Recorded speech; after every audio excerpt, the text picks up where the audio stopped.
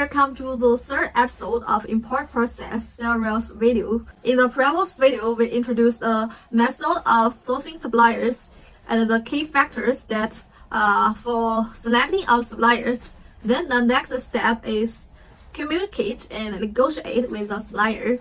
Before placing an order, you need to negotiate with the supplier on price, quantity, traders, delivery time, payment method, and transportation method, and so on, so that you can decide which supplier you will cooperate with. How much your product will cost is one of the most important questions. The supplier's quotation is usually including three sets of information, namely the minimum order quantity, trader, and per day unit price.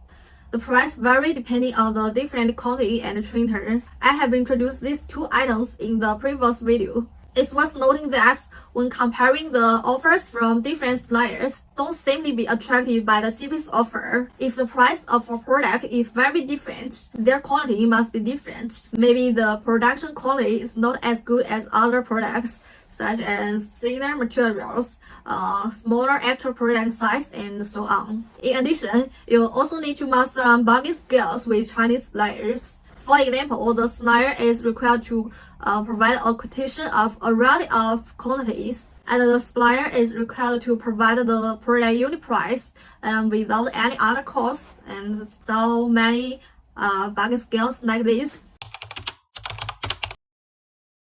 The supplier usually have minimum order quantity requirements for custom products, namely MOQ. The MOQ is very greatly depending on the quantity and the supplier, so you must ask this in advance. And if the supplier's MOQ exceeds the range you can afford, you can communicate with the supplier and try to get a lower MOQ.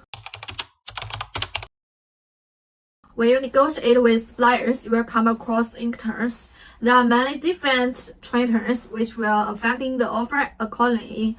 The five most commonly used traders in actual businesses are XW, FOB, CIF, DWU, and DDP. Under each kind of incoterms, the costs included in the quotation and the risks and the responsibilities you should bear are different.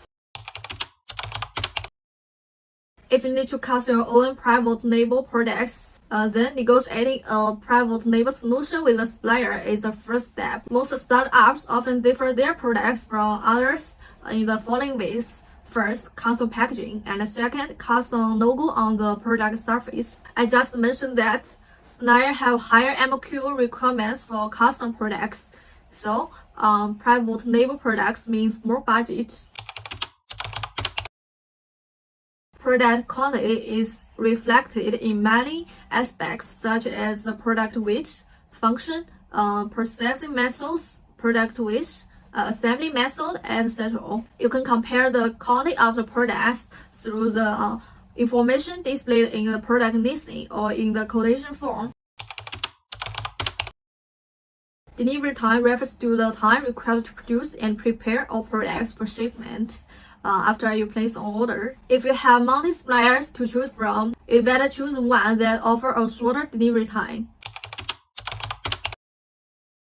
If you don't have a reliable freight forwarder, you can ask the supplier to handle the logistics. Then you have to compare not only the product unit price, but also the transportation cost and the solution. I suggest that you can watch my previous video on saving transportation costs when importing from China.